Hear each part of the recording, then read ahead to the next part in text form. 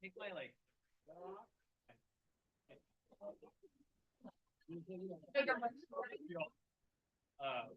Little help there. Right? Are we intimidating you? Now we can't. We have to actually face.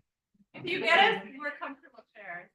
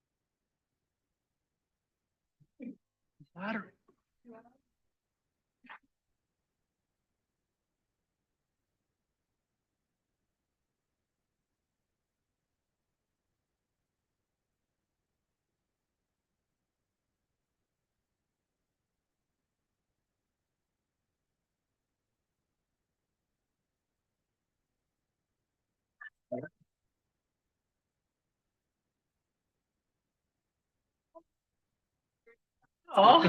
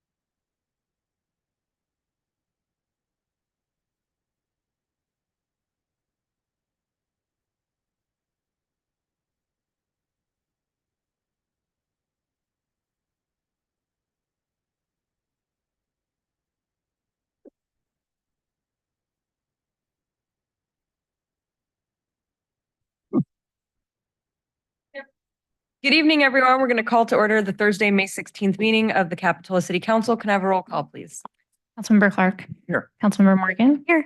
Councilmember Peterson. Here. And Mayor Brown. Can we please join us in the Pledge of Allegiance?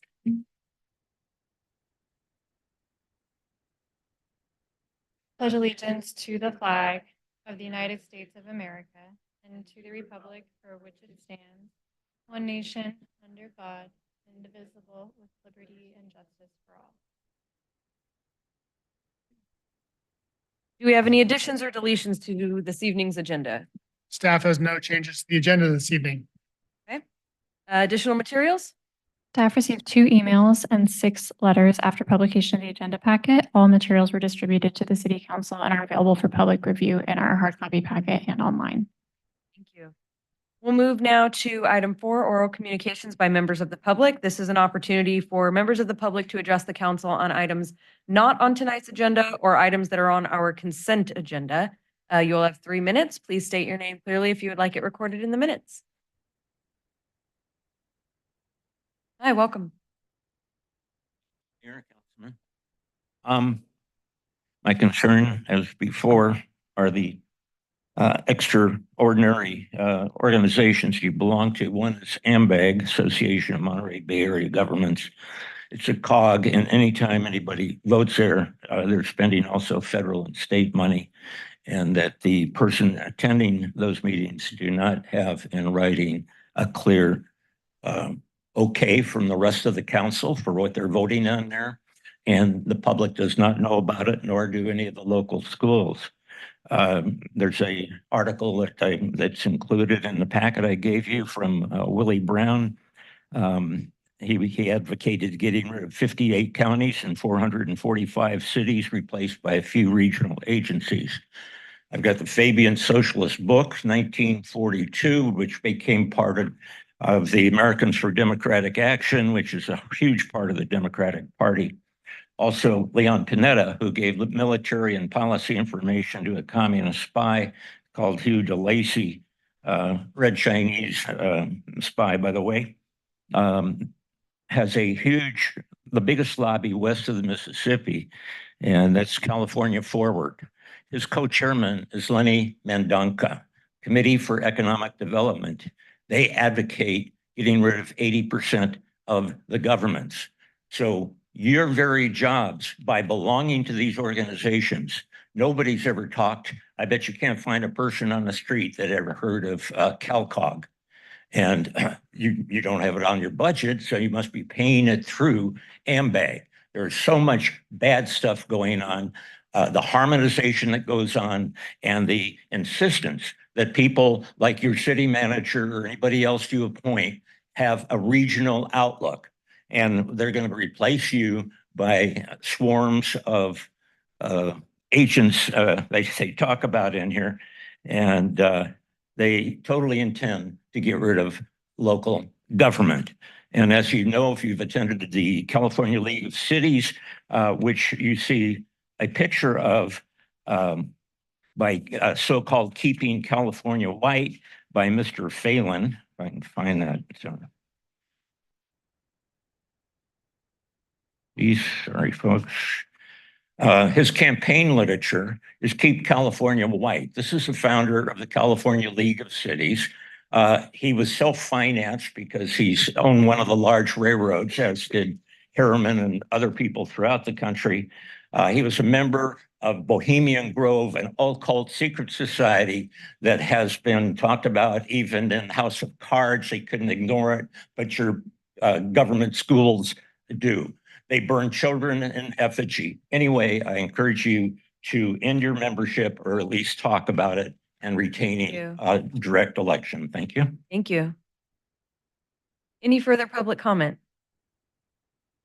Seeing none, we will bring it back. Oh, where'd my agenda go? Well, I'll use the paper one right in front of me. All right, we will bring it back now to item.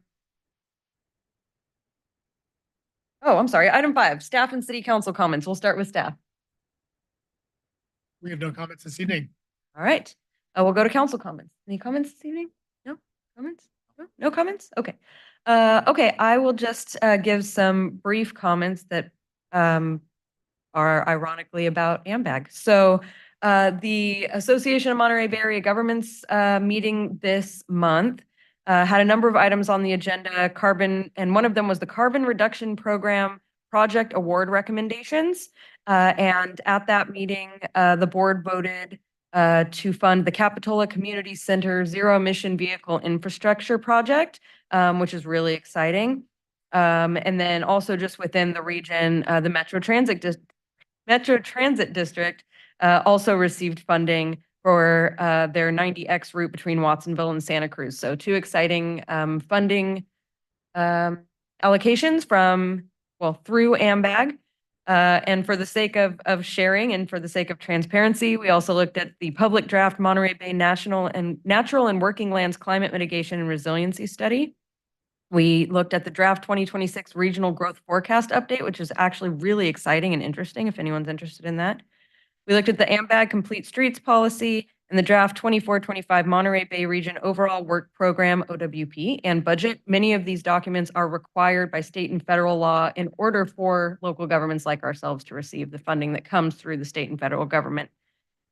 And that's my report. That's what I have to share.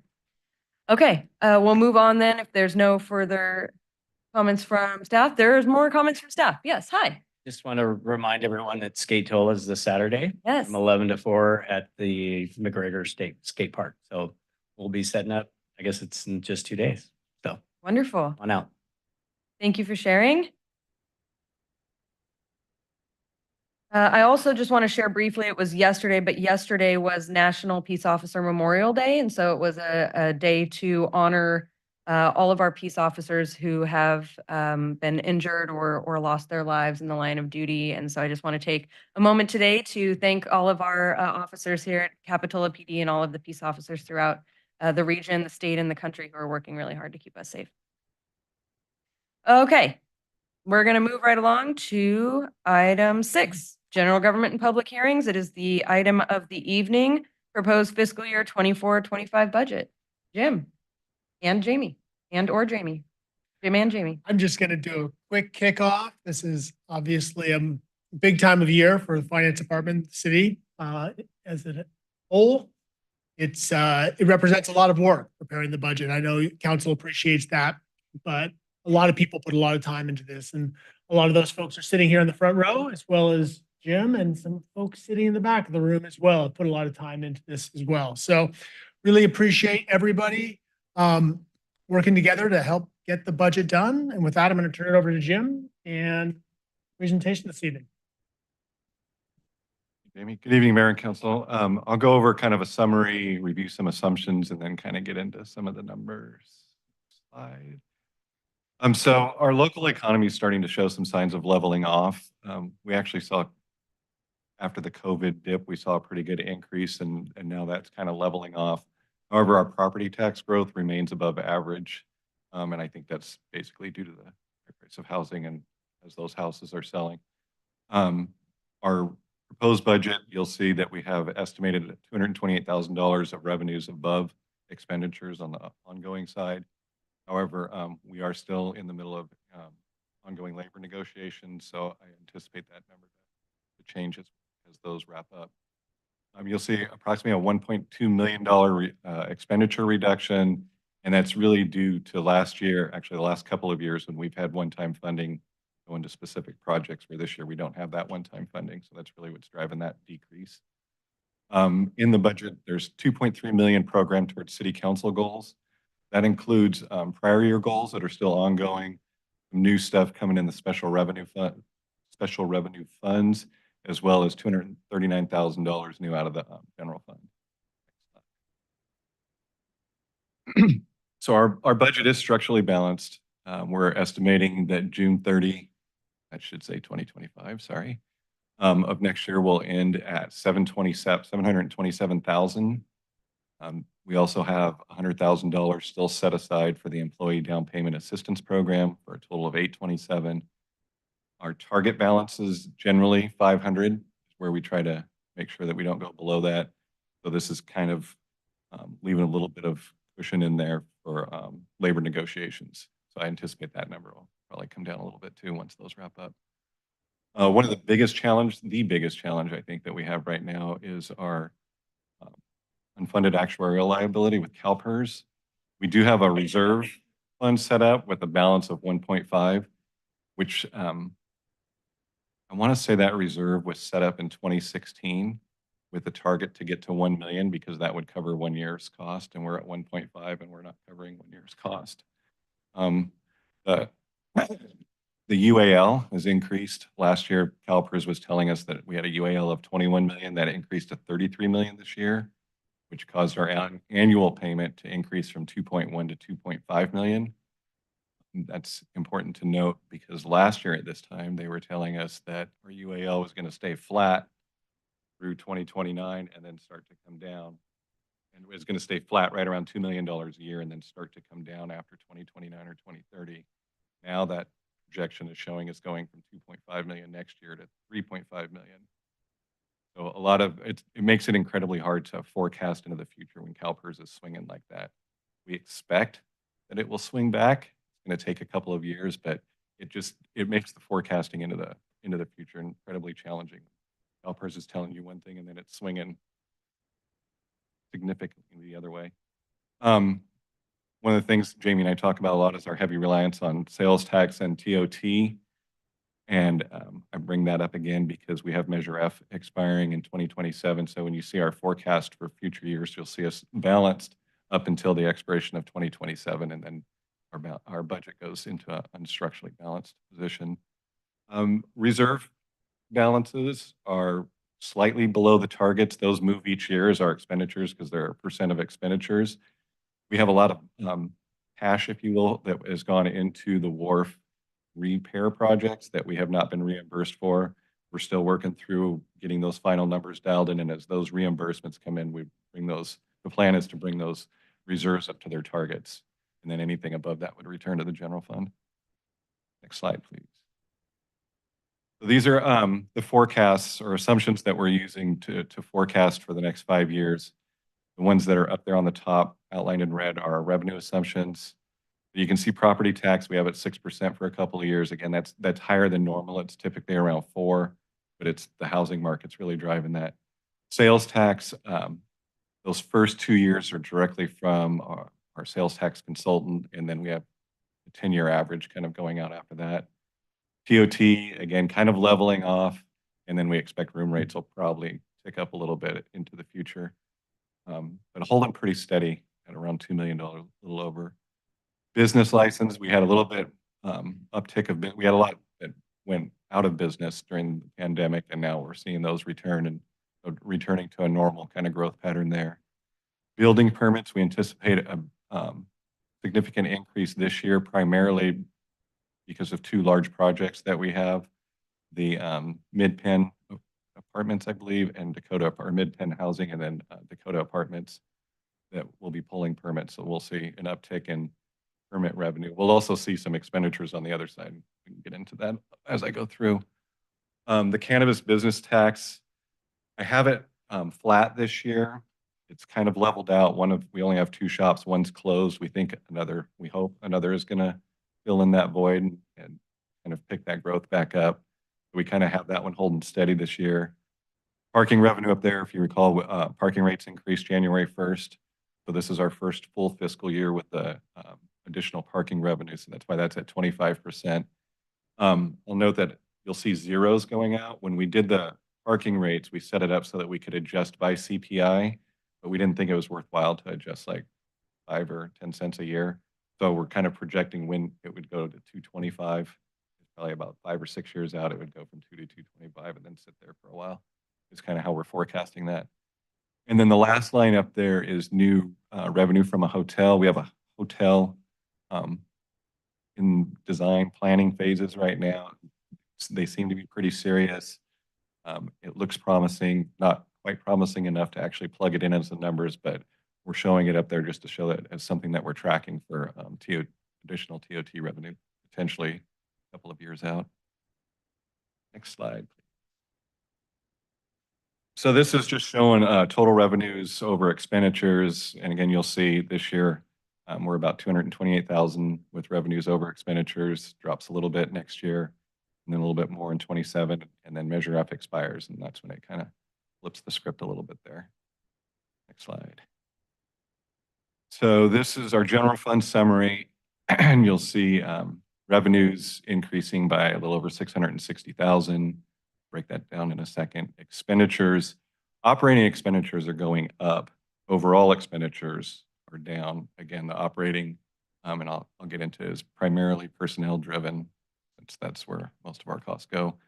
And then the decrease is just down there, actually right by that fund balance number, that you just don't see the transfers going out to the CIP, and we're not buying as much equipment this year. We had some equipment purchases using one-time money last year. And that shows the 100,000 for the employee down payment assistance program, and then the ending projected balance at this point. Again, probably will be impacted by labor negotiations. Next slide. On revenue, the drivers to get to the 661 is primarily property tax, sales tax, and the parking revenue. That's the 148. Property tax, the 185. The sales tax between the Bradley Burns and the 2 districts is 192. And then the parking 148, and then everything else is kind of filling in. Permits or building permits is driving that other revenue, and franchise tax mostly.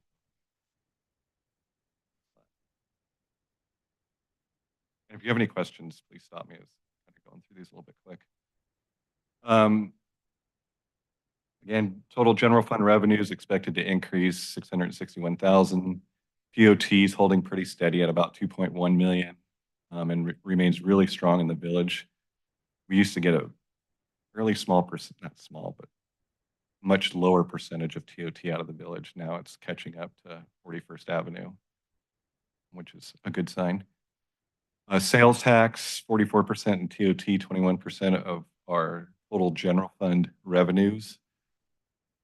The part that makes us nervous on that one is our top 25 sales tax generators are 70% of the total, and the top 5 are almost 40%. So those top 25, but especially those top 5, if one of those goes out of business, that can really have an impact on us.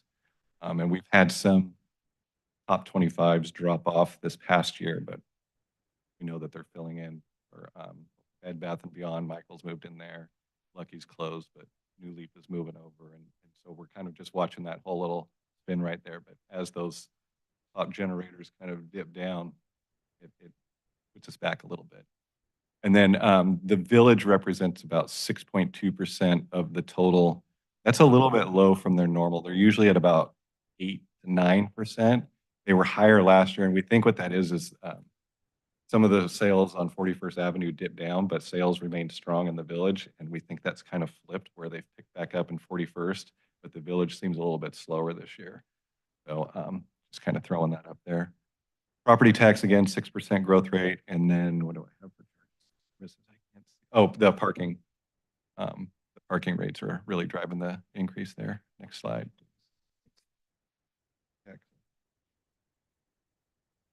This is just a graph of our pie chart for our breakdown of our revenues. So see almost 79% come from taxes and then 12% from charges. So 91% of our revenues is those two sources. 9% everything else to show you how reliant we are on that. Next slide. And then as far as taxes, property tax, a little over 21.5% is our most stable. But then the sales tax, which is Bradley Burns in the 2 district, as well as the TOT, tend to be the most volatile in the tax group, and that's 71%. We didn't experience it during the pandemic like we thought we would, but typically when you have those kind of mini recessions and setbacks in the economy, those two react really quickly. Next slide, please. And this is just, as you all are very well aware, we have 0.75% of our TOT going to local business groups and early childhood programs and youth programs. That's now up to about $74,000 for the local business groups, split between the BIA and the chamber, and about $65,000 going to the ECYP. I have a little bit of a breakdown on that in a few slides. Next slide, please. On the expenditure side, so I was talking about the personnel. I'll tell you, these numbers are slightly different than what was in your packet. I had an error in my calculation on the reorg. So the numbers that are up there are actually correct, and they'll be corrected in the next draft that you receive. So personnel is going up 843. That's driven by COLAs, step increases. A big chunk, probably over half of that, is just the CalPERS UAL. And then we're doing a reorganization within the recreation division. So that total personnel is 843. That's 415 going to full-time employees, which includes the reorganization for recreation. Our salary for part-time and seasonals is increasing. I think that's a combination of the bigger programs, a few more programs, and also an increase in the minimum wage. Overtime, we're showing a reduction of 92,000, and really that's really getting us back to our norm. Our overtime this past year was significantly higher due to the 2 murder investigations, the hit and run and the murder, and the storm activity that we had in December of last year. Specialty pay, 88,000. That's that increase this year is driven by a number of employees kind of hitting their longevity and senior officer type pay as a little, probably about 60% of it. And the rest is we have many more bilingual speakers than we have had in the past. So that is getting bilingual pay basically to everybody that is bilingual and interacting with the community in different languages. And then benefits, the 381, that's CalPERS. Actually, some benefits came down. CalPERS was a little bit higher than that. increase. Next slide, please. This is expenditures by department. Pretty typical for a city. You see almost half of the cost going into the police department and a little over 20% going to public works. We now have about 10% going to community services and recreation when you combine it with art and cultural. And then the other 25% or so is the rest of the city. Slide, please. And then how those are broken out, again, personnel is our biggest driver. We're a service industry, so it's always our largest cost. And pretty standard for a city with a police department, but not a fire department. If it was fire, that would be a little higher if we had a fire department as well. Contract services, that's just the contracts that we have throughout all the city. And I will say probably 20 to 25% of that is the one contract that we have with the 911 JPA service for the structure and as well as operations. Next slide. And then staffing, since we are biggest cost goes to personnel. This is just kind of really showing that it's not because of more personnel. We're basically at the same level now as we were back in the year 2000. So we haven't had an increase in staffing over the last 24, 25 years. We've had reallocations of how they're assigned in work, but we still have the same number. Next slide is, and then just to wrap up, the early childhood and youth program restricted funds. I mentioned that we have revenue estimated about 65,000. 60,000 of that is already programmed into the community grant program for early childhood and youth programs. This is the third year of the 3-year cycle. We have scholarships, about 13,500 rolling over from recreation into this year that can still be used for scholarships. We have 8,600 program for youth enrichment programs, and that includes 1,300 for 2, I believe, high school students to participate in the Youth Action Network. And then that would leave us with an estimated ending fund balance of $5,000 in that restricted.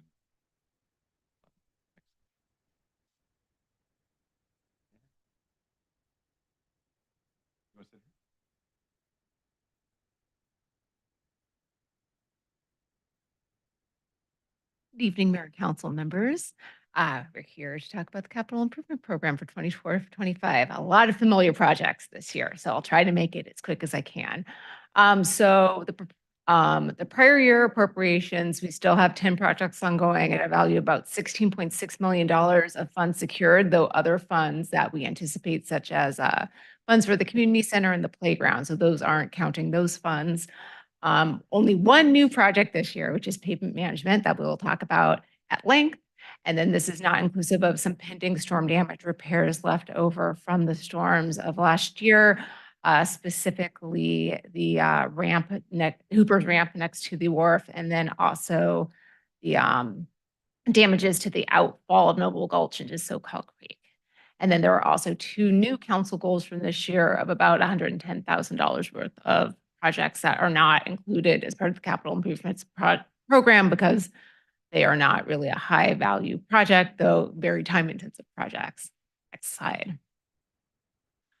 So completed projects from this past fiscal year, our generator up in the parking lot, our Capitola Road rehabilitation, and the Kennedy Drive sidewalk are all completely closed out. Also intended to be closed out at the end of this fiscal year. So by June 30 is the Bay Avenue and Hill Street Quick Build that's currently out to bid. And then 8 projects have been closed out on our end, and we're waiting to be closed out by FEMA from storm damage repairs from January of 2023. Next slide. So priority projects are still open from prior year appropriations are obviously the wharf. And then also under construction right now is Rispin, which is expected to be completed next fiscal year, this October. The playground and community center renovation projects. We are expected to start construction in the fall of this year for the community center and hopefully within the fiscal year of the J Street playground, depending on the success of the fundraising efforts by County Park Friends. And then also in design currently is the Cliff Drive Resiliency Project, which will ultimately be funded through a combination of FHWA funds and city match. But right now that $1.2 million value is for design and permitting. Next slide. Other projects that are still ongoing is the Stockton Bridge Protection Project. You may recall that State Senator Laird put some money towards that, and so did the city. So that is currently in design and will be coming to council for consideration within the next calendar year. The Monterey Park pedestrian pathway, which is that sidewalk coming out of the upper parking lot, is currently out to bid. The corridor study for Bay Avenue is in design.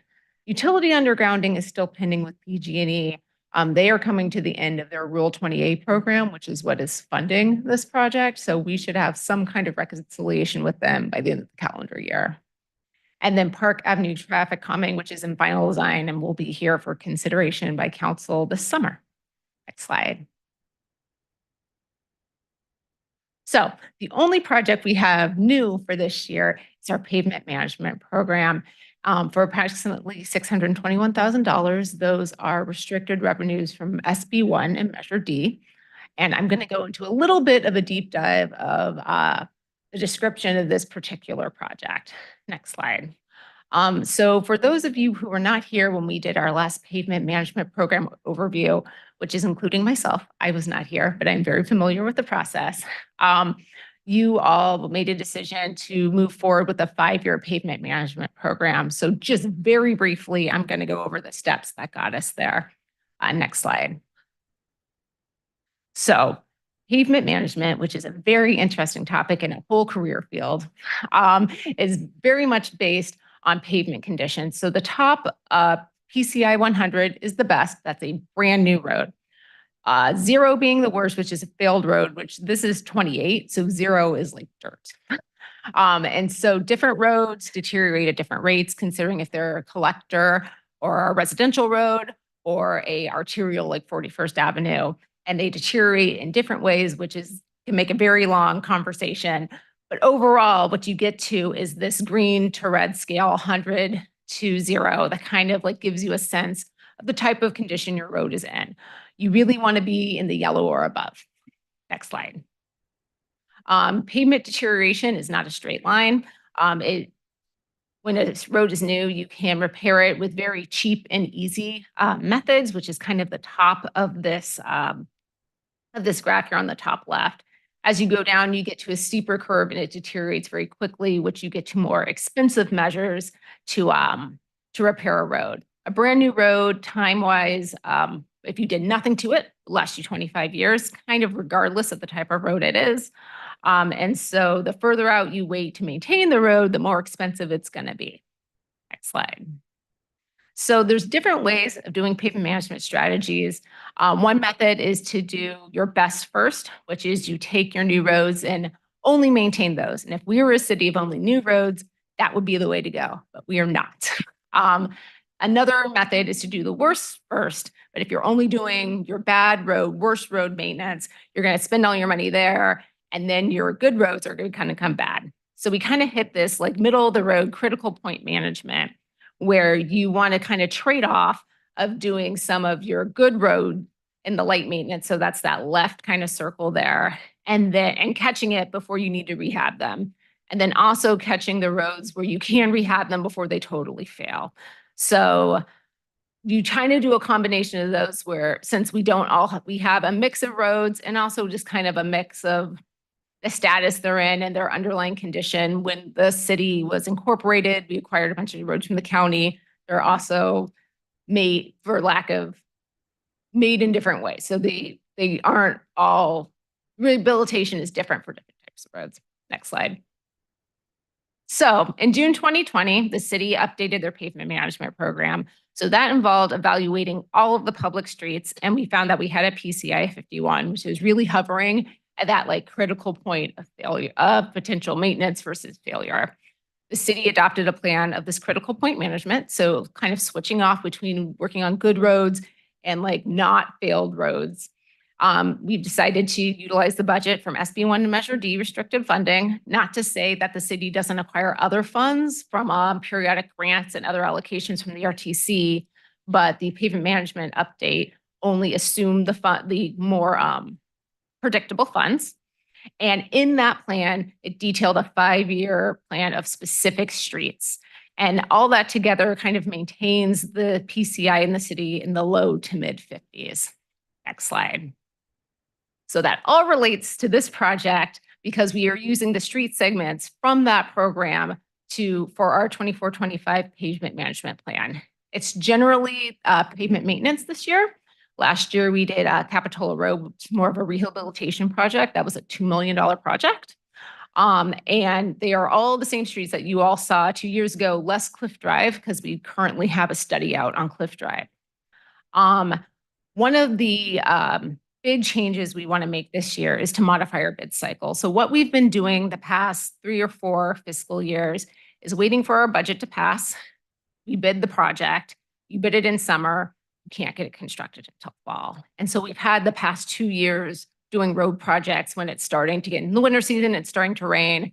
It delays the projects, they become more costly projects. It's really not a good way for us to be bidding pavement projects. So to have the budget pass in June and then to bid it in the winter allows us to do the spring and summer season construction.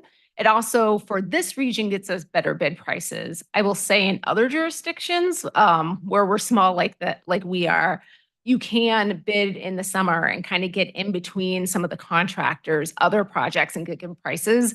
That doesn't really work here because we have a smaller pool of contractors. So almost all of the contractors are completely bid out. And if we were to ask them to do the project in the summer, they give us a high price because they're not doing a more profitable project somewhere else.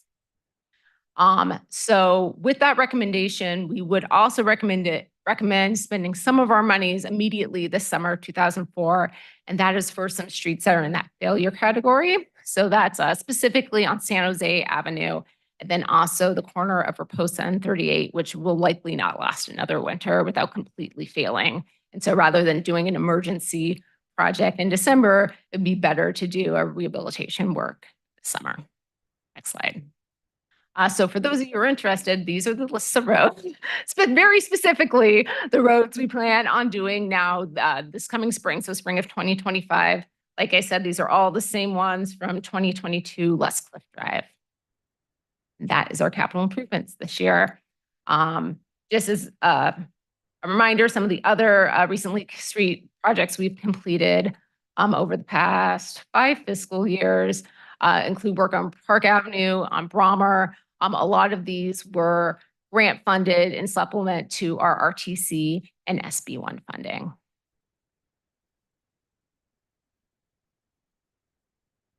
I think this is still me.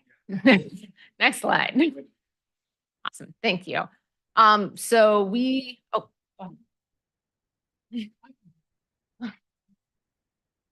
So these were the goals that the council established in our March meeting when we were talking about what we were going to do this next year.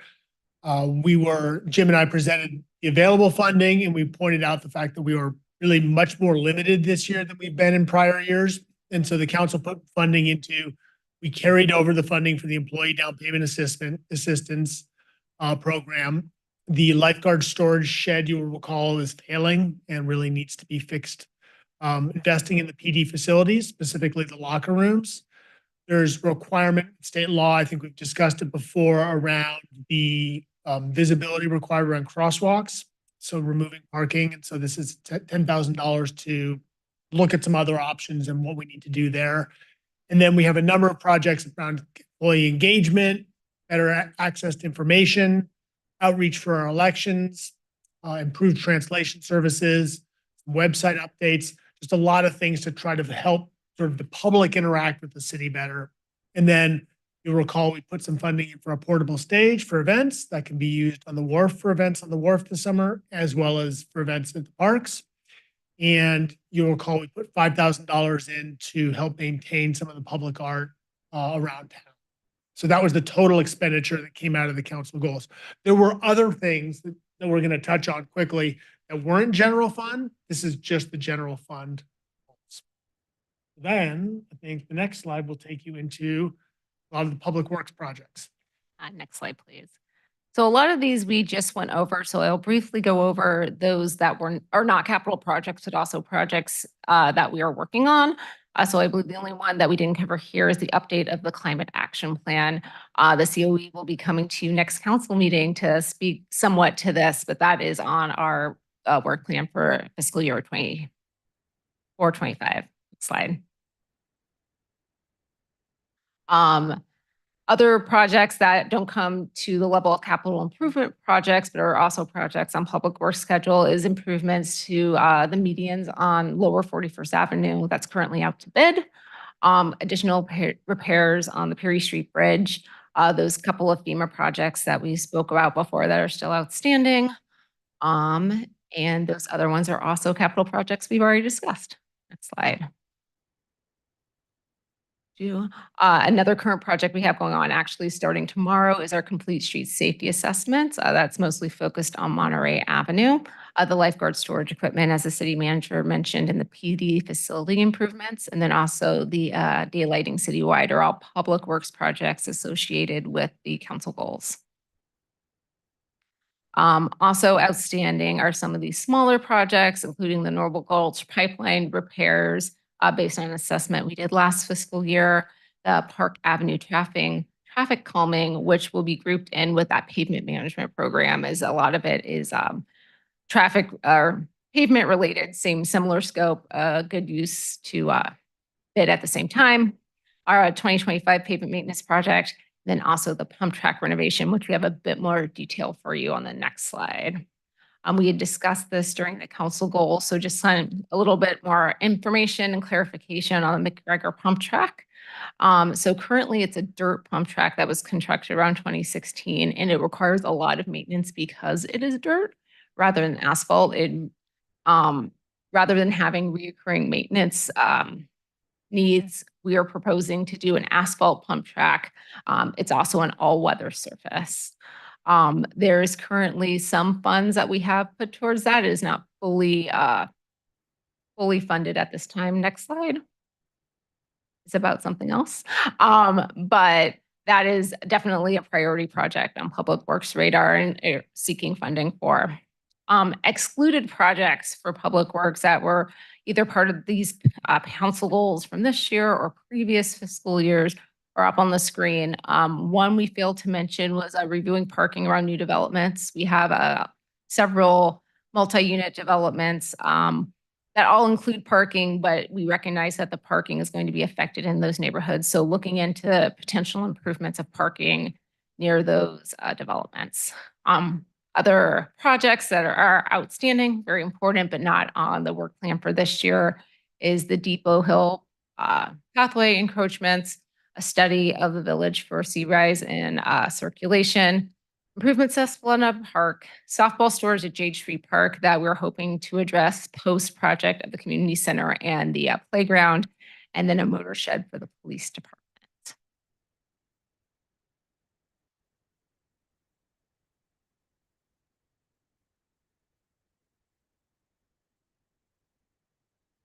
Okay, I'm gonna go ahead and go over the slides for the goals, both the ones that are included in the work plan as well as those were excluded for the other departments. All the department heads are here. If you have specific questions, I was just gonna kind of go through these sort of quick, just to kind of remind everybody what we have going on and kind of the things that are on hold. Next slide.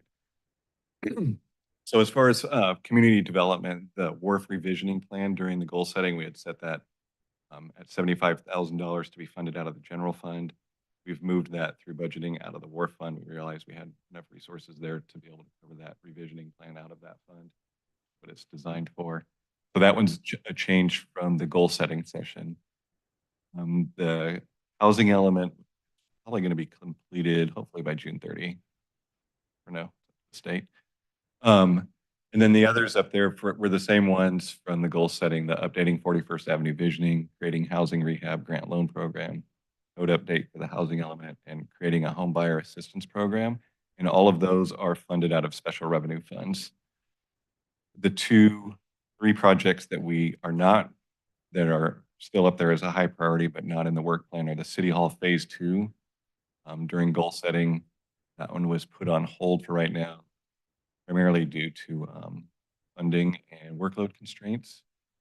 The estimate on that is $67,000. The update on the tree ordinance was also put on hold, as well as historical guidelines.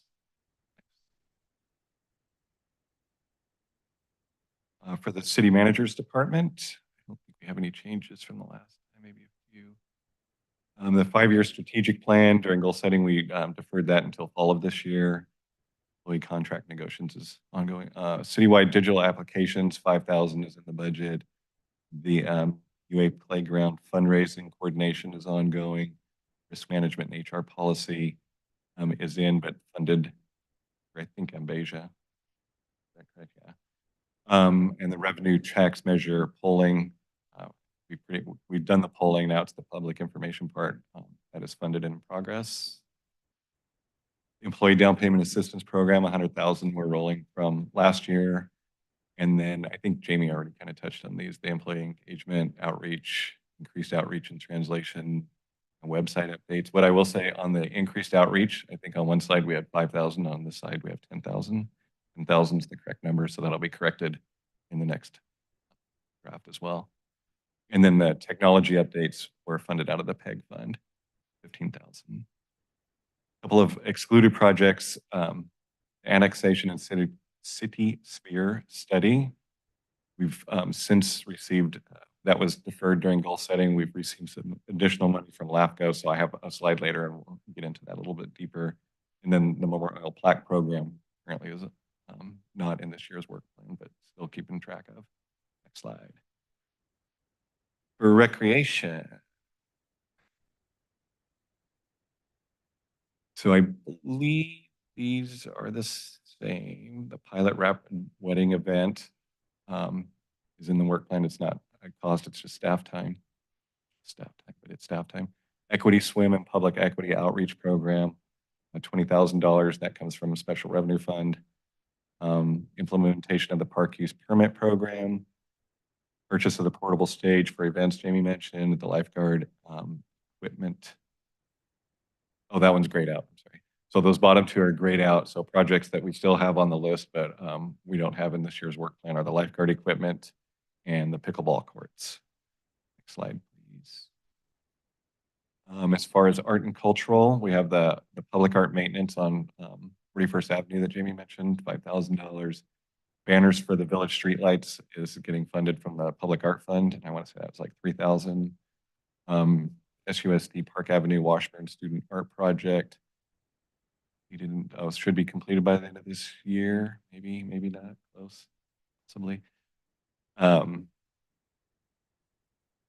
fund, the art and cultural summer program, 12 concerts, 2 movies, 4 art fairs, and plein air are all in there and funded. And no change in public art projects at this point. Next slide, please. Police department. The same 4 that we saw during goal setting, flock cameras, electronic online police reporting, and e-citations are all funded out of the special revenue, the local law enforcement funding. And then they also have the high surf threshold response checklist, which is something they're working on, but it's staff time, not money.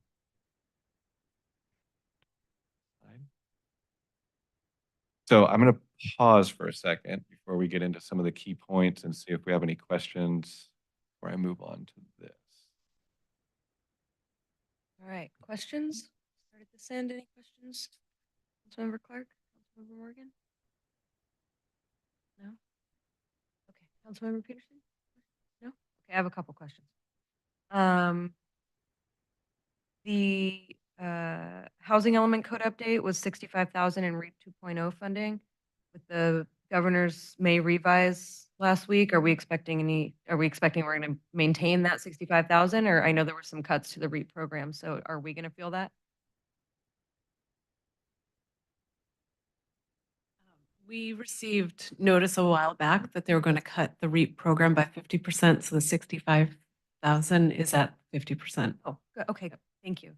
And then I saw on one of the slides, so there was the pavement management plan was 621,000 in SB1 and Measure D funds, but then later it said 500,000 in external funding.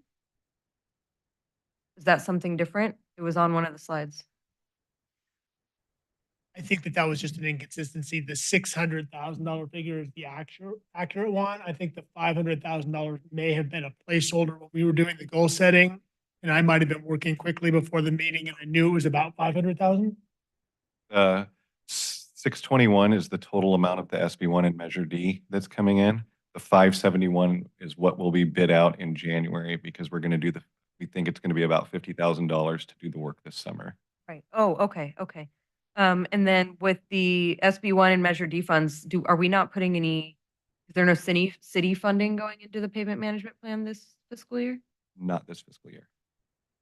But that 621 will cover all the roads that you showed us on the map, that list of the ones that are, okay, awesome. All right, those are my only questions. Thank you. So next, I just want to go over some of the key things in there, and you can stop me if you have questions as we go through. So one of the first thing is the creation of the Community Services and Recreation Department. Currently operates as a division. Like converting from a division into a full-fledged department, it's going to establish sustainability in the department. It'll also delineate a clear chain of command. It'll establish the director of the department, director of community services and recreation. We'll expand the roles of the recreation coordinators that are there, the three coordinators that are there. It centralizes art and cultural operations, and from a budgeting perspective, it's about $69,000 cost for the reorganization. A question about that. We received some letters with some concerns. And I think there's just some misunderstanding of what's going to happen when we switch from how we're doing it now. Can we explain that a little bit better, what the costs are going to be? So at this point, our best estimate of the cost is about $70,000. The way we're set up right now, the recreation division is in the city manager's department. So what that means is that I'm overseeing on a day-to-day basis, which from a realistic standpoint, having been in this seat for a long time, is not really possible. You know, we're caring for thousands of kids a year.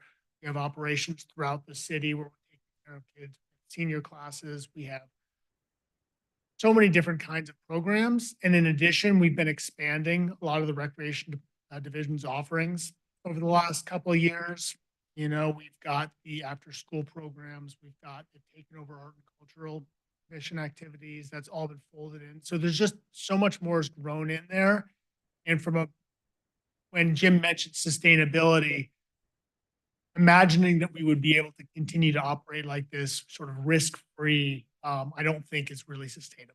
Like in the long term, this operation, the scale of this operation, and as you saw, we're almost at 9% of the general fund, really has sort of grown into a department at this point.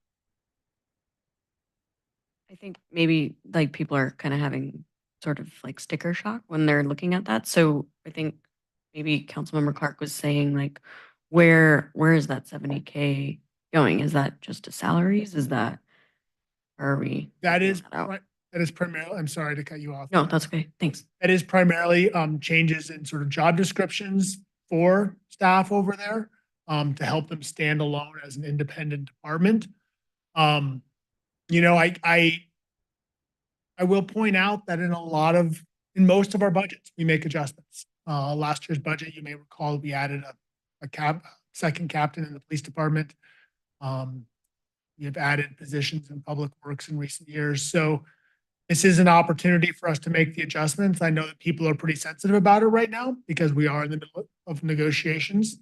It's been something that we have talked internally about, particularly, you know, Nikki and I looking at sort of the span of control and what's an acceptable level of risk for quite some time.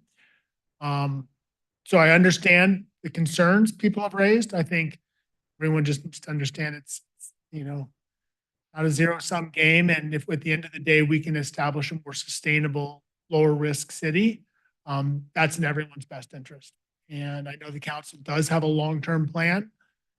We've talked about that half-cent tax measure trying to go in November. And that really does a lot to solidify our long-term fiscal sustainability. A question on that same, oh, I'm sorry, Councilmember Clark, were you going to say something? A question in that same idea, same concept. We had a recreation department strategic plan, and this was part of the strategic plan was eventually making it its own department, right? So, I will defer to Nikki on that question. If you want to, there's other parts of the question. yeah, I'll get to it. Good evening, Mayor, council members. So as a part of the evaluation of the strategic plan was taking a look at the organizational chart of the division and recognizing that the way that it was organized was not the most efficient or effective for the overall business of the division. And so if you look at the strategic plan, it specifically calls out that to evaluate the organizational structure and identify opportunities for making that a more efficient and effective system. Great, thank you. I guess what I was getting at is that, I guess it's just a unfortunate, timing situation that it happens to be happening now, but that it's not something that was just decided now, like all of a sudden, we're gonna make this a department. This was part of a longer strategic planning process for the recreation department that's happening to come to fruition at this time. I think is what I'm trying to get confirmation of. That is a fair characterization. You know, we have been moving responsibilities into the division for multiple years now. You'll recall that we moved the first full year of operations of our lifeguards. That's a new operation within the division that took place this last summer. I think the year before that, the Art and Cultural Commission was moved underneath the division. So there's been these multiple kind of moves over time. And so you're right. Yes, it has kind of been moving towards this over a period of time. You know, the timing is unfortunate. The timing is a challenge for sure. Recognize that.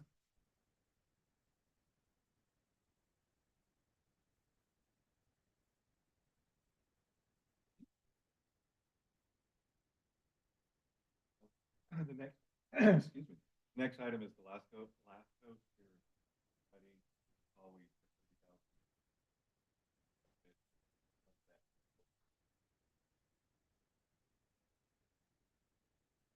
The LAFCO Sphere of Influence study, 30,000 funded last year in this current fiscal year, which was postponed until fall of 2024. Since goal setting, we've received $15,000 from LAFCO to assist us in moving that project forward. And then the other piece was, the other project that we deferred was the long range strategic planning project. So now with this additional funding from LAFCO, we're thinking that these other projects deferred, that we could actually bring this one back in, take advantage of the funding from LAFCO, move that project forward. One other detail for those of you that don't recall this. LAFCO is required to complete what's called a municipal service review every 5 years for the various jurisdictions, all the jurisdictions in the county. And so in our last MSR review, this was kind of a deliverable we had to give them for the next one. They basically said, boy, Capitola, you have a big sphere, you go all the way out there past 41st and Opal Cliffs. Is that really the right sphere of influence for the city? And do you plan on an annexation effort? So they asked that question and said, we'd like you to do this study before the next MSR. So it's not due next year. It is something that we have a couple of years to work on, but it's one of those things that I think we're all thinking about it now, and we do have some funding set aside for it. So it's one thing we could consider moving.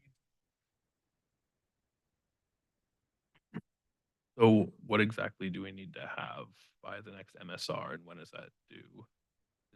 Is it just this study, or do we need to like decide what our intentions are? It is just this study. Chloe can correct me if I'm wrong, but I think the requirement was complete a sphere of influence study, which basically looks at the sphere and says, is this still realistically part of the city's long-term plans? And is this $45,000 cover that study, or is additional funding required? We have not issued an RFP. Our hope is that yes, that this would cover it. If it didn't, then we might have some difficult decisions to make. But I have never done this before, so this would be a little bit of a new process for us. The executive director of LAFCO has offered to help assist us, and I think he has sample RFPs for us to use and has helped other jurisdictions do this sort of thing. Okay, so we plan to accomplish this study in this coming fiscal year. That's It's what. the council's discretion, you know, there's the bandwidth in the city manager's office is not huge, it's not infinite. Basically, it's Chloe and I that would be working on this, and so with the deferred strategic plan that gave us a little bit more breathing room. Hopefully with the successful conclusion of the negotiations and then the ballot measure placed on the ballot come summer, there could be some room to do that if that's where the council chooses to kind of put your emphasis. Thank you. Should I keep going on these? Sure. Okay. So then the McGregor pump track, Director Khan talked about the advantages of an asphalt pump track. Costs about $80,000. We have private donations at this point secured, 50,000. We are seeking additional funds and we do have some potential leads. If the council wanted to throw a couple bucks at it, we heard from some members of the community about how it was important. That would certainly help. But right now we're talking to private donors, and the goal would be, if council's on board, try to seek the funding to be able to get that contract done. We also have some of our local contractors have agreed to potentially donate or at cost some of the materials. So it's a pretty good little project, and realistically, the all-weather component is important for those of you who've ever been out there. It can be pretty muddy.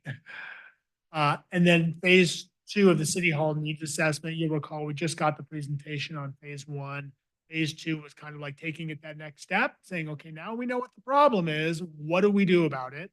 We didn't put 67K into it this next year. And when we got the phase 1 report, council said, well, let's look at that and talk about it in the budget. And that was both the funding constraints as well as kind of the workload in community development. So we could look at some of the other projects in community development and think about where this stacks up. I think there's 2 real ways to think about this. On the one hand, I think the consultant gave us a price tag of around 20 million for this, which is daunting to say the least. Nevertheless, you never cross the Rubicon without taking the first stroke. I'm not sure if that's the right. Is the Rubicon a river or is it a mountain? It's a river. So yeah, it would be a stroke. Thank you. And identifying what our plan is. I guess I'll put it this way. Understanding what the plan is would be really beneficial in a lot of ways. There are decisions that we have to make on a, I don't know, weekly, monthly basis. Jessica, I'm looking at you. About, like something is failing. And do you buy the cheap fix or do you buy the long-term fix? And it's like, it's much easier to know that we're going to invest in a facility if this is where it is, or if no, this is going to be part of a 5-year patch, to get us to somewhere else. So I'm torn on this one. It's hard to imagine the 20 million, but you don't know, it's hard to imagine that we would have completed the wharf, and yet here we are. And then the next slide. The pavement management, this was the description that Director Khan described, and exactly as Director Malberg said, the 621 in special revenues, and then this proposal to do some kind of basically near-term repairs before the winter rains again to a few key spots around town, and then bid the remaining project this winter, hopefully getting better pricing, resolving weather issues. That's kind of another discussion point. It means that we don't do project, in the fall where people have kind of gotten used to seeing projects in fall, but I think in the long term, it'd be better for everybody to get used to seeing spring projects. And then the last item is at the fact, there was a question about the Addiction Defense Collaborative contribution. And this is something staff is not familiar with. And so if council is interested in learning more, staff could do some follow-up with other jurisdictions, whether we could use special revenue for this. Don't have a lot of information about the program, but I think a couple of you may have gotten emails about it from other regional partners. I think that includes kind of the items for feedback. Yeah. So with that, we're ready to answer any questions. And the goal tonight is to identify any questions you might have, things you'd like us to provide more information about in our next presentation, which is scheduled for May 30th. And then kind of those key points, kind of we outlined there at the end. If there's any feedback, that would be helpful. That all. Available for questions. All right, thank you. Councilmember Clark. I would be really interested to see how we get our PCI up. It looks like we're not in a good position. All the other projects we're finishing and getting a lot of things completed. I think we should really focus on that part of it. Bring it up. Yeah, PCI is tough. It's money. You know, I think that presentation we got from the engineer that did the streets analysis was like 2 million a year we needed to spend to bring our PCI up. It was staggering amount of money. So I think We know that the construction costs are going to continue to go up too. So that's also another factor. So I think that should be one of our big focuses. what on top of that, the longer you wait, the more expensive they get. You know, Director Khan went over this when the conversation about pavement. I mean, in an ideal world, what we would do is we would go out and we would borrow $30 million tomorrow and fix every single street. And then moving forward, our $500,000, $600,000 a year that we get in restricted road funds would take care of every road. Our roads would be great. Like, that's a sustainable plan. The trick is that initial massive investment. And for unfortunate reasons, you know, projects like community centers and wharves can bring in stabilizing Cliff Drive. Those things can bring in a lot of money from outside the city, as we've seen. General pavement just is not one that, you know, people in DC want to write big checks and do ribbon cuttings for. So it's a challenge. It's something that's kind of on us. You know, we're going to do it. We're going to have to find the sources of revenue here.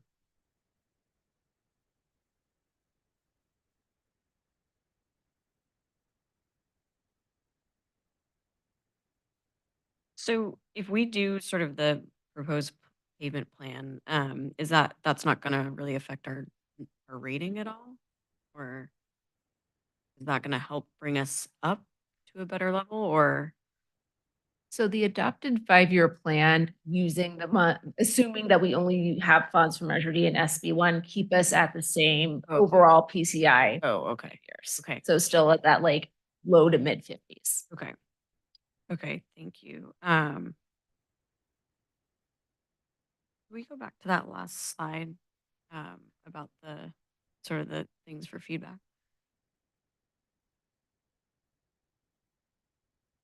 Sorry. Thanks. It was actually, Oh, yeah, one more back, sorry. Right? yeah, that one and the one before that. Those were kind of the Okay. key points. Thank you. Yeah. I'm really interested to see what we can do about the pump track. I see that it's a kind of a big ticket item, but I think if we are getting close with some donated funds, maybe we can explore that a little bit. And that way it's just more user friendly for the youth. And then could you refresh my memory on what sort of the benefit of doing this LAFCO study would be, like annexation and all that, like not to go like way into the weeds, but just if we're going to put that money into it. So the way cities work is you have your city limits and then you have like your sphere of influence. And the sphere of influence is intended to be places that the city is intending to annex at some point. Annexations around basically sort of the Capitola, Live Oak, and Santa Cruz area essentially stopped, I think, in the 1980s. So like the last big ones were around the Capitola Mall. Everybody sued each other and like everything froze. And there was a time when there was kind of a vision that like Capitola and Santa Cruz were going to meet up around 17th Ave or something. And that stopped. And so we have this sphere that extends pretty far out to the west. And LAFCO has just come to us and said, does it still make sense? Now, the argument for considering annexations is that we can plan for and provide services more efficiently, potentially, to those communities because we're here. Police department's here, our public works department is here. It also gives us more opportunities for economic development. But the rules around annexations have also changed. Back in the day, when we annexed the mall, it was pretty easy to just sort of, you grabbed the land and you built a mall on it and you made a bunch of money. Today, there's revenue neutrality requirements that you have to make sure like how you're gonna pay for the services. So, it's a complicated, it would be a very complicated project. I've heard a lot of people sort of say, oh, it makes sense, like that all 41st should be in Capitola. And I think logically, there's a pretty good argument for it. We would be investing $30,000 of our general fund in doing it. And I can imagine there's advantages to it, but it's also like, it's a pretty heavy lift. At the end of the day, just so you know, I think it takes a vote of all the affected people as well as all the residents of the city. Looking at my staff, yeah.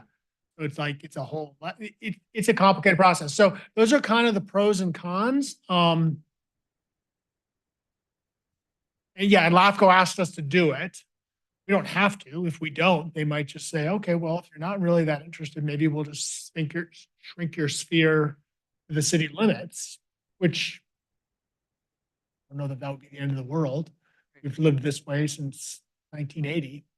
In our county, Watsonville's been highly successful with LAFCO. It might be interesting to look what they have done over the years, because their city has grown quite a bit. Yeah, and the difference is that they're growing onto undeveloped land. I can imagine if we had a 10-acre parcel next to town, we'd be looking at that and imagining economic development opportunities, affordable housing opportunities, great parks, city halls, all kinds of things. Had an area similar to the 41st Avenue, Freedom Boulevard. So quite a few places on Freedom Boulevard weren't in the city, kind of like on both sides of the street. So they just pretty much filled all of Freedom Boulevard into the county. It'd be interesting to see how they did it and if they had anything to tell us on the good and the bad of it. I chime in on this. Yeah. The whole point of the study is to kind of suss out the feasibility and if it makes sense for both parties, right? Yeah, And we won't really know that until we, invest into looking at that. But I'll leave it there. that is, it's really kind of digging in deeper, looking at the economics, doing some outreach, finding out, maybe doing some polling. I'm not sure all the different components to it, but yeah.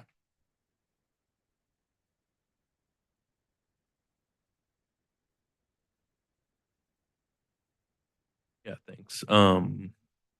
Yeah, I would definitely, well, this is questions, non-comments? Yeah, okay, just questions.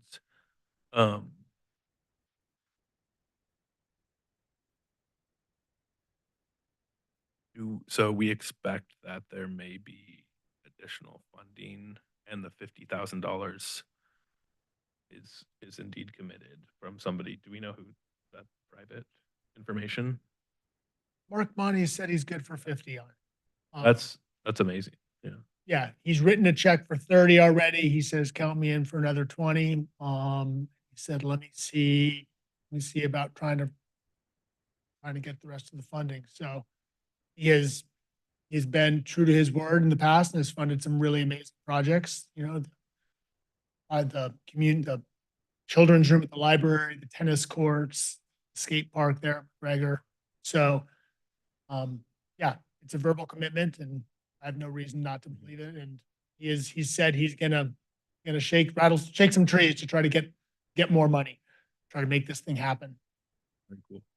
And regarding the pavement management, the $50,000 that would need to be spent this calendar year, right? That's what that was.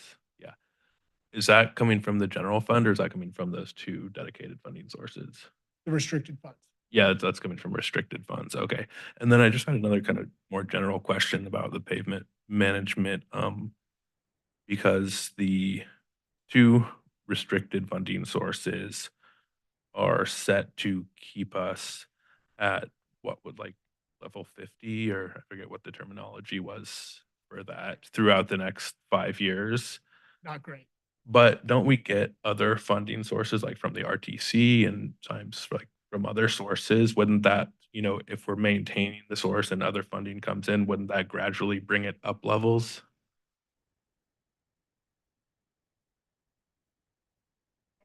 Yeah. Yes, so we do, for example, some of the funding for Capitola Road came from one of the RTC, our TIP grants this past year. A couple of years out, we have money from the RTC to do some work on 41st Avenue. So yes, it does bring up the PCI somewhat, but those are very small increments. So it wouldn't be getting us to like a 70 or 75. It would be the difference between like 52 and 55. Like it really to get up to like a 70 level would be like something like $15 million at one time. Like it really is, yeah, expensive. I think that's all my questions for now. Thank you. All right, seeing no further council questions, we'll go to public comment on this item. Seeing no public comment on this item, we'll bring it back to council for discussion and discussion, because there's no vote tonight. Any further comments or questions? Yeah. I feel like I always start on this end, Joe, and you ended Sure, up no, I last, so appreciate that. I'm starting. Yeah, I just want to say that's a lot of information. It's a lot of hard work. The staff does a great job of putting this all together. We could probably talk about it pretty much the whole night long, but good to see we're still moving forward. Still want to see the 51% go up a little bit, but we're doing a lot of good things, and thanks for all the hard work to the staff.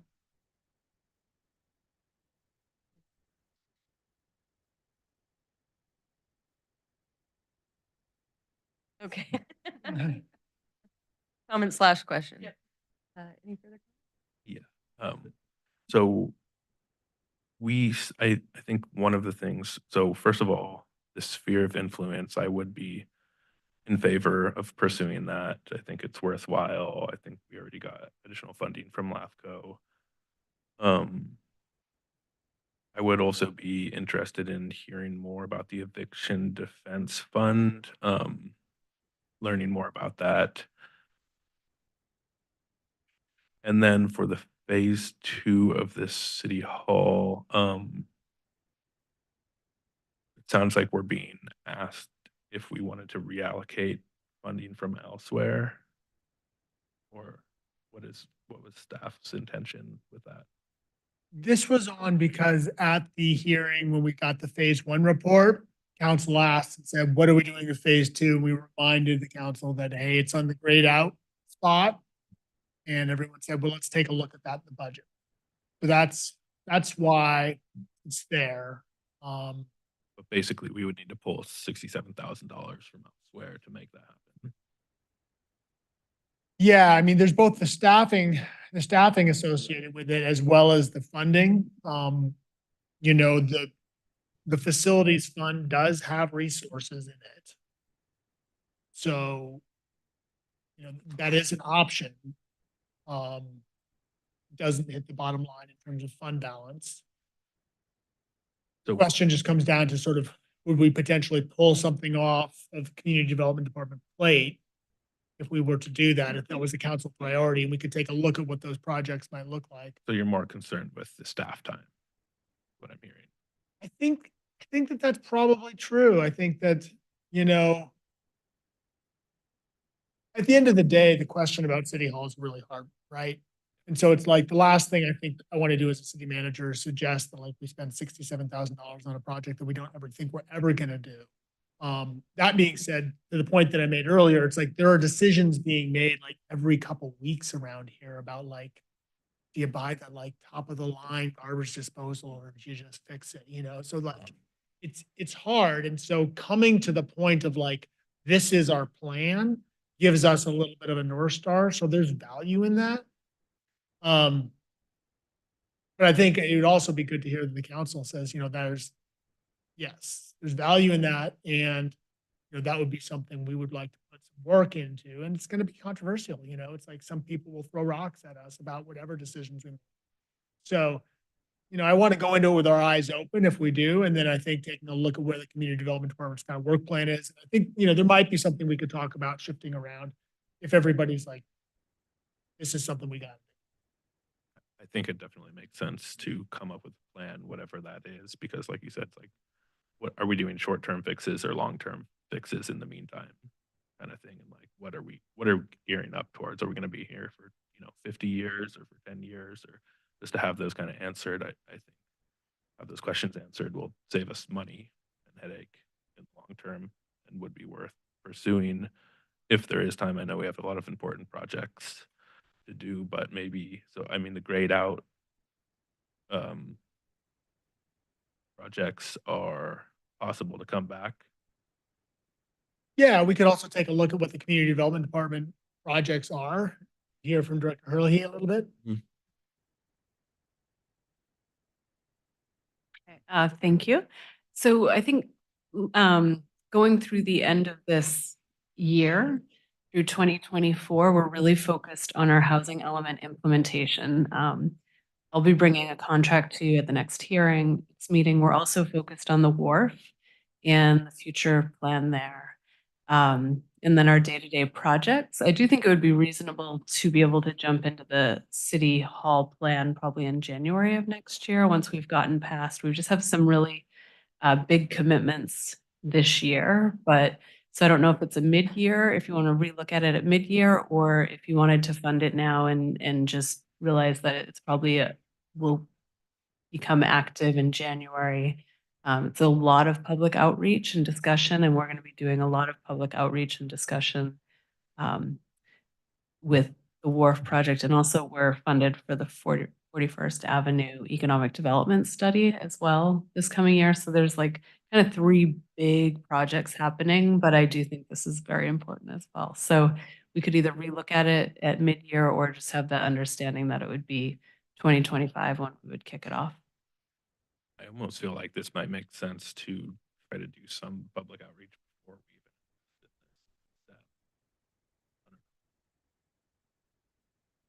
even.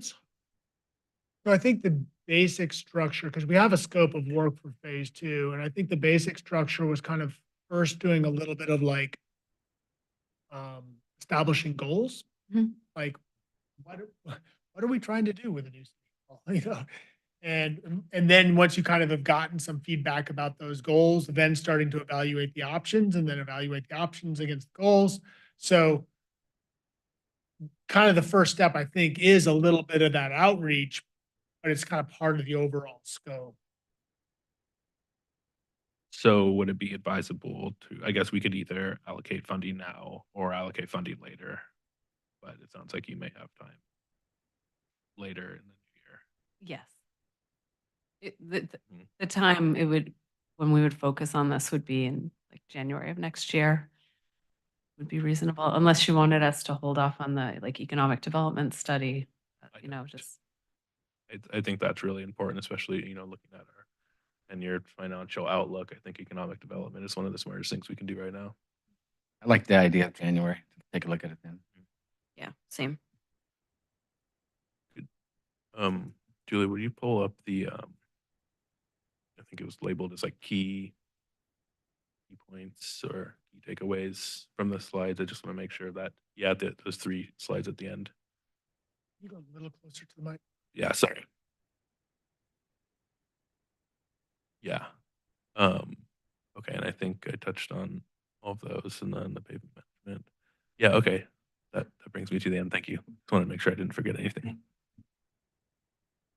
All right, I will just say thank you to the staff for all your hard work, and every time we do yes. I just get one clarification. So when you say January, do you want us to fund it now with the idea or bring it back at mid-year? Okay, perfect. Maybe, I mean, mid-year really is February, March. Maybe we'll plan on bringing it back in January, see where we're at. Okay. All right. I just want to thank the staff for all your hard work. Every time we do a budget and I see how much we've accomplished with how much we have in resources, really impressive. And I know that you all work really, really hard. So thank you. I want to acknowledge the 50,000 going to the crucial roads this year, I think is really important, and I appreciate that as well. The Eviction Defense Fund was something that I was approached about, and it was my request that we look into it.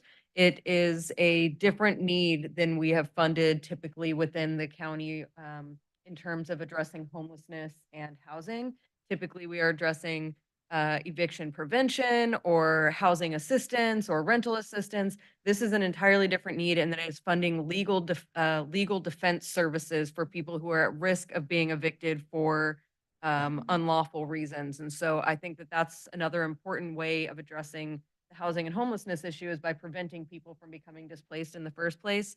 And so I agree with staff. I think learning more about it. My understanding is that this is a collaborative of nonprofits in the area, but I am completely open to getting more information before we allocate funds to it. But I do appreciate that it's been brought forward, and that we're looking into it, because I think it would be worthwhile for us to be a part of it. My understanding is that the other cities in the county are also being asked to contribute to this. And so if that's the case, I think it's important that we come to the table and be a part of addressing the issue as a region. And then also, I'll just acknowledge and appreciate the 1,300 for the Youth Action Network within the early childhood and youth programming. I know that's something that Vice Mayor Brooks was important to her, and she can't be here today, but I just want to acknowledge that as well. And that'll be all of my comments. Anything further? All right. With that, we will come to the end of our meeting, and we will adjourn to our next regularly scheduled meeting on May 23rd at 6 p.m. Until then, take care of yourselves and take care of each other, and this meeting is adjourned.